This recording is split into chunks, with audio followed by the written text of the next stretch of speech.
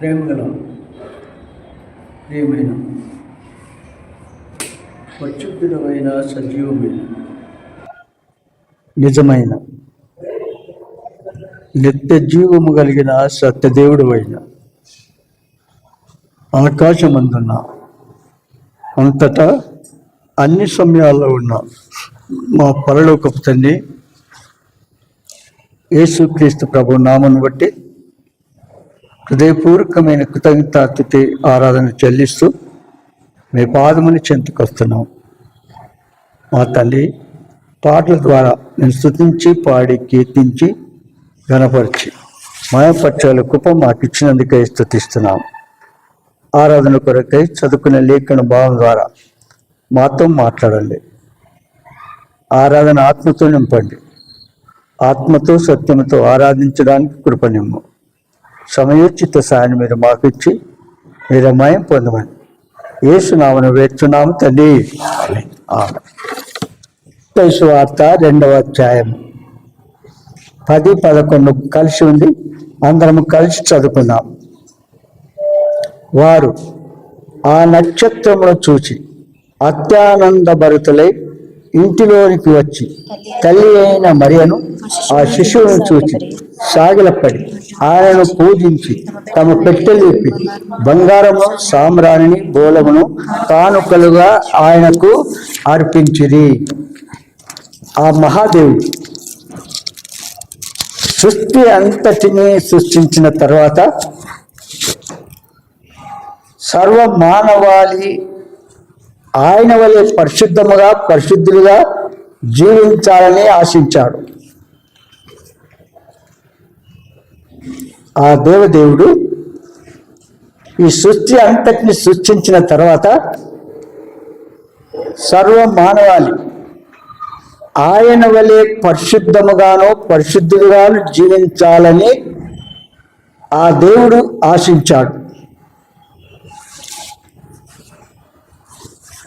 అయితే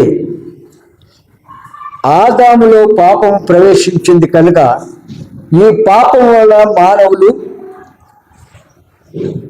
దేవుని సహవాసమును కోల్పోయి దైవోగ్రతకు గురైంది. జనులు దేవుని విడిచి జీవించటం వలన వారిలో పాపము కూడా వారితో పాటు వృద్ధి పొందుతుండరు. దేవుడు ఈ మానవుడు దేవునితో సహవాసం కోల్పోయాడు.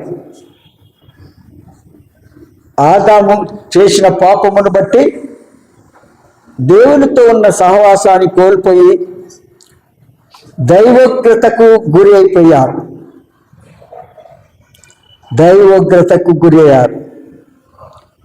కనుక సృష్టి అంతా కూడా పాపమయమైంది. దేవుడు ఎంతో మానవుని సృష్టించినందుకు సంతాపం పొందాడు. మానవుని సృష్టించినందుకు హృదయంలో సంతాపపడినట్టుగా మనం చూస్తాం. ఆదికాండము 6వ అధ్యాయము 6వ వచనం. తాను భూమి మీద నరులను చేసినందుకు యెహోవా సంతాపం నొంది ఏమన్నాడు? తాను భూమి మీద నరులను చేసినందుకు యెహోవా సంతాపము నొంది తన హృదయంలో నొచ్చుకున్నాడు. సృష్టి అంతా బాగుంది అన్నాడు. మొదటి 6 దినాలు పూర్తి చేసి చాలా సంతోషించాడు. ఈవెన్ దేవుని రూపంలో మానవుని సృష్టించినందుకు సంతోషించాడు.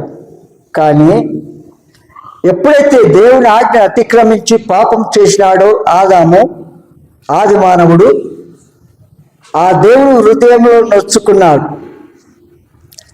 అయితే పాపులను రక్షించడానికి ఒక రక్షకుని పంపేదనని దేవుడు వాగ్దానం చేసినాడు. మానవుడు దేవుని కురితంగా చేసిన పాపాలను బట్టి దేవునితో సహవాసం కోల్పోయి మరి దేవుణ్ణి దుఃఖపరిచి హృదయం నొచ్చుకున్నట్టు చేసి ప్రవర్తించిన దాన్ని బట్టి ఆ దేవుడు అంతటితో ఊరుకోకుండా నరులను తిరిగి రక్షించడానికి ఒక వాగ్దానం చేసినాడు. ఏమని? ఆదికాండం 3:15 మరియు ఆ, నీకును స్త్రీకిని ఆ. నీ సంతానమునకును ఆమె సంతానమునకును వైరము కలుగజేసేది. అది నిన్ను తల మీద కొట్టును, నీవు దానిని మడిమ మీద కొట్టుదు అని చెప్పాను. పాపమును అతడు స్త్రీ సంతానమని తెలియజేశాడు. ఈ క్రమంలో యేసుక్రీస్తు ప్రభువారు రక్షకుడుగా జన్మించాడు. ఆయన ముందుగానే తెలియచేసినాడు, మానవుడు దేవునికి దూరమైన కారణాన్ని బట్టి ఆ మహాదేవుడు తన ప్రవక్తల ద్వారా తన ప్రజల ద్వారా చేయబోయే సంగతులన్నీ ముందుగానే తెలియచేస్తూ వచ్చాడు. అందుకే మత్తయి సువార్త 1:21 అంటాడు, ఆమె ఒక కుమారుని కన్ను తన ప్రజలను వారి పాపం నుండి ఆయన్ని రక్షించను గనక ఆయనకు యేసు అని పేరు పెట్టుకుని ముందుగానే తెలియచేస్తూ వచ్చాడు. పాపములో పడిచెడి దేవునికి దూరమైనటువంటి నరజాతిని నిత్య శిక్షకు అప్పగించక మరి నిత్య జీవానికి మరి మార్గమును సిద్ధపరిచాడు. తన ఏకైక కుమారుని భూలోకంలో పంపించడం ద్వారా ఆ మహాదేవుడు ప్రవక్తల ద్వారా ముందుగానే తెలియచేస్తూ వచ్చినాడు. కనుక ఈ క్రిస్మస్ ఆరాధన అనేది రక్షకుడైన యేసు జననమును బట్టి మనము ఆ క్రీస్తును ఆరాధిస్తూ వస్తున్నాం. ఆయన యందు ఆరాధించే ఈ క్రిస్మస్ అంటే ఆ క్రీస్తును ఆరాధించితే క్రిస్మస్. పాప సంహారకుడు జన్మించిన బాలయేసుని చూసి వాళ్ళు ఏం చేసినారు? అత్యానంద భరితులై ఆ ప్రభు మరి ఆరాధించడానికి స్తుతించడానికి మరి ఎంతో దూరం ప్రయాణం చేస్తూ వెళ్ళారు. చాలా దూరం. మనం ఎంత దూరం ప్రయాణం చేస్తాం?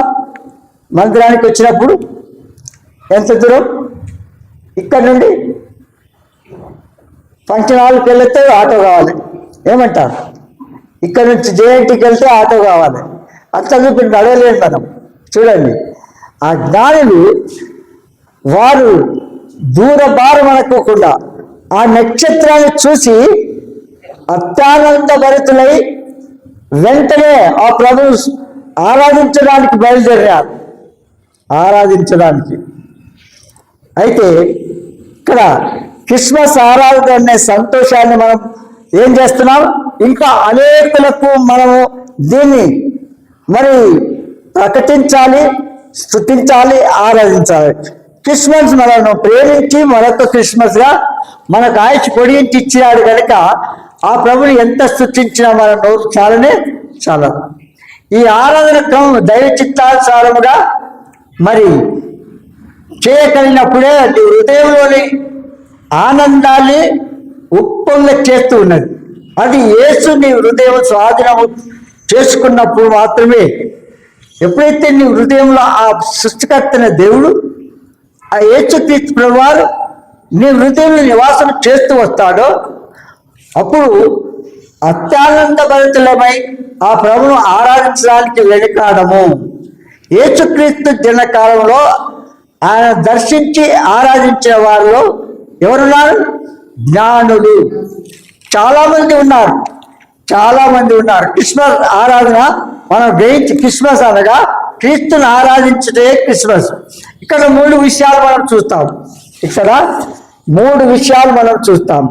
ఒకటి ఆనందము, రెండవది ఆరాధన, మూడవది అర్పణ. క్రీస్తును ఆరాధించుటలో 3 విషయాలు మనం చూస్తాం ఇక్కడ. మొదటిది ఆరాధన, రెండవది ఆనందము, ఆరాధన, అర్పణ. వీటినే ఇంకొక విధంగా చెప్పొచ్చు. సంతోషము, సాగిల పడుట, ఇంకా సమర్పణ. కనుక వారు ఆ శిశువును చూసి సాగిలపడి ఏం చేసినారు?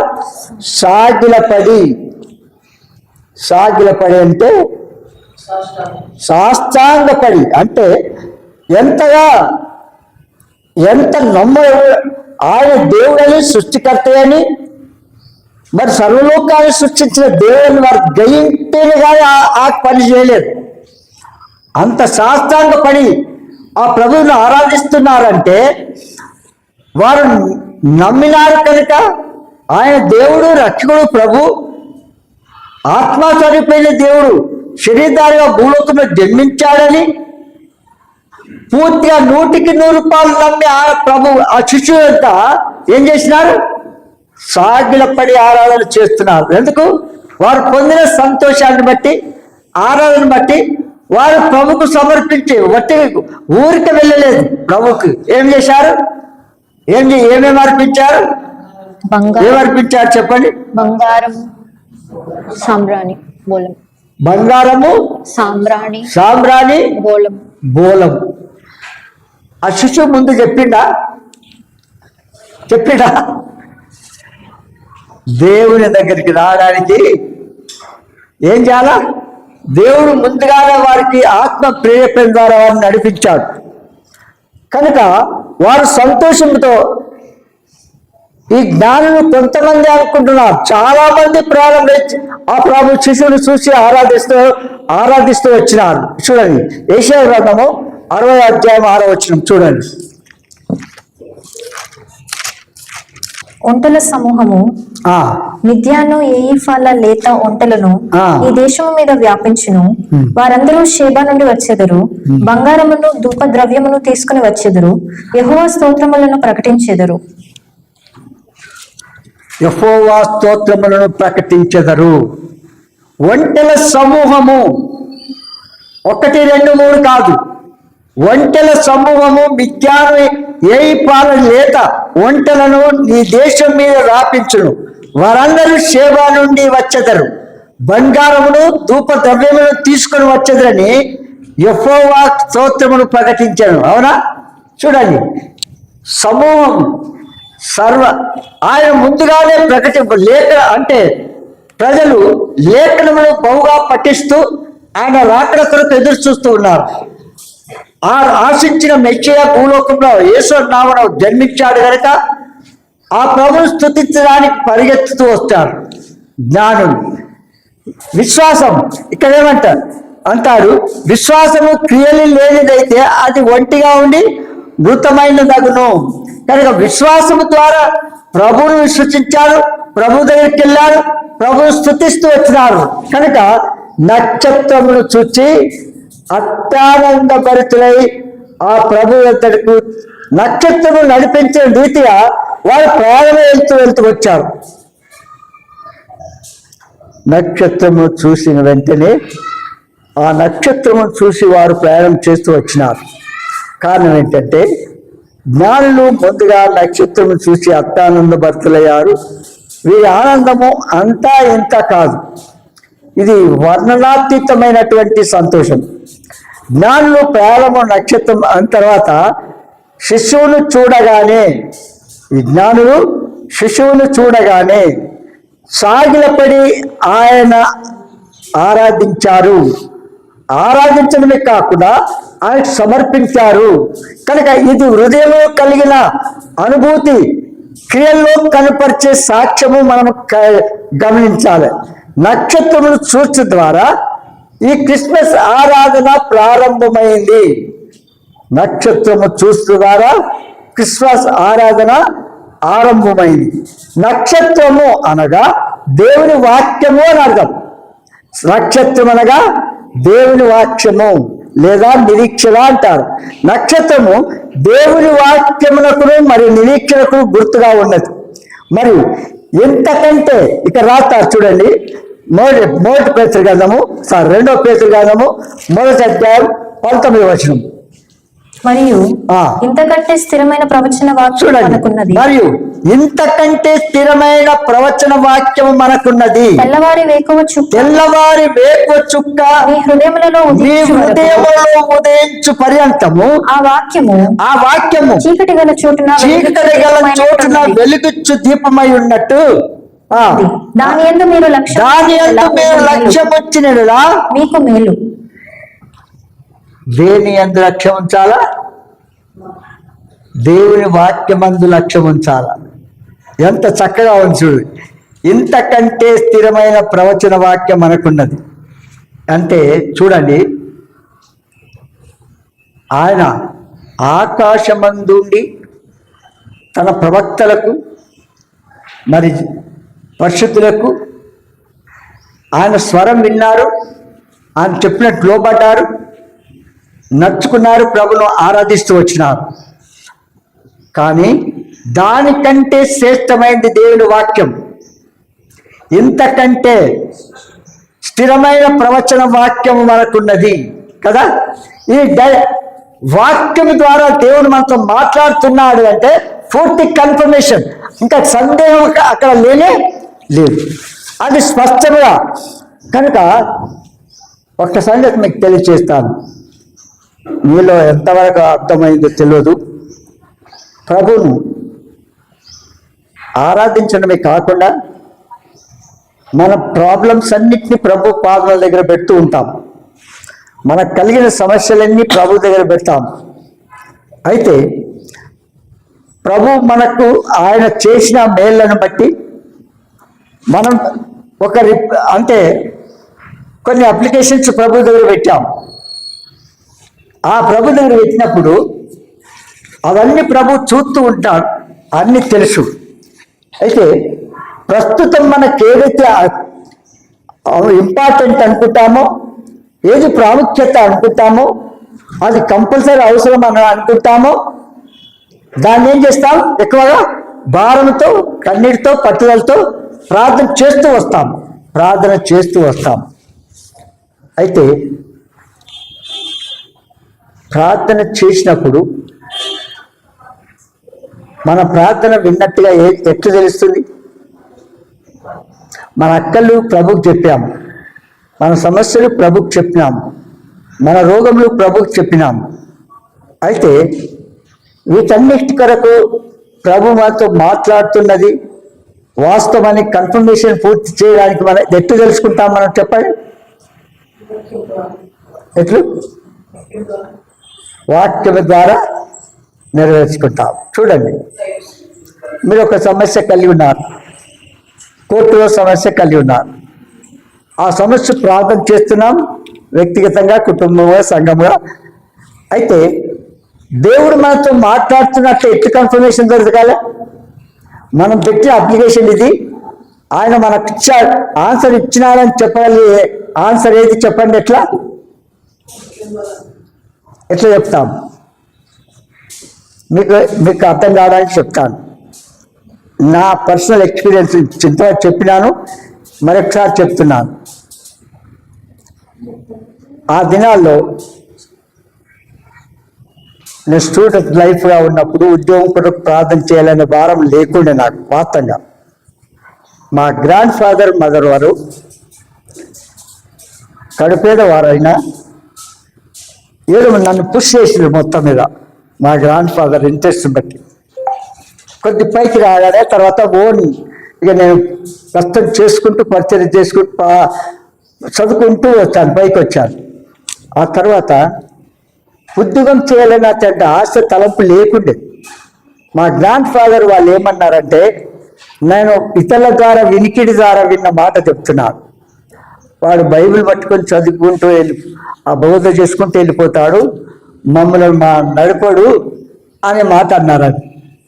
ఆ మాట అన్నారన్న సంగతి నాకు వింటే అప్పటి నుంచి భారంగా ప్రార్థన చేశాను. ప్రభా,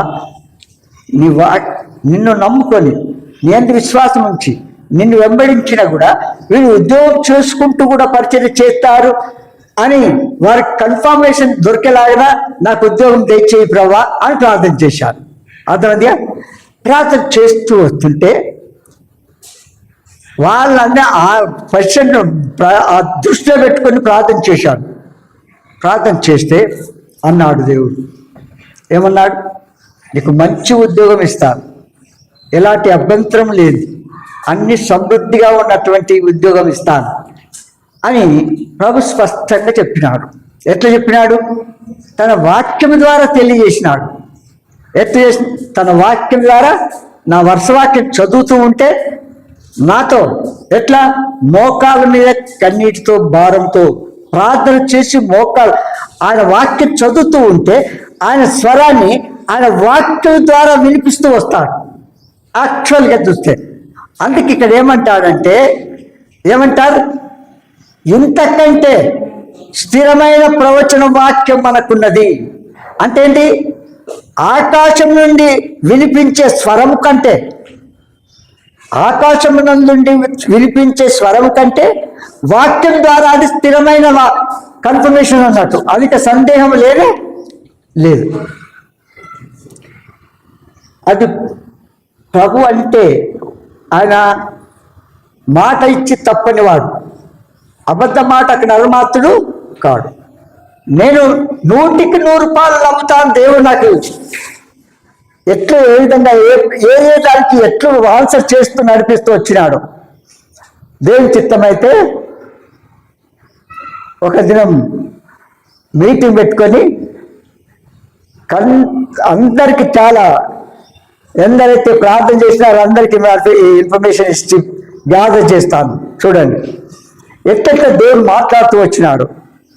కోర్టు సమస్య విషయంలో కానీ ఇంకేదైనా ఏమన్నాడు?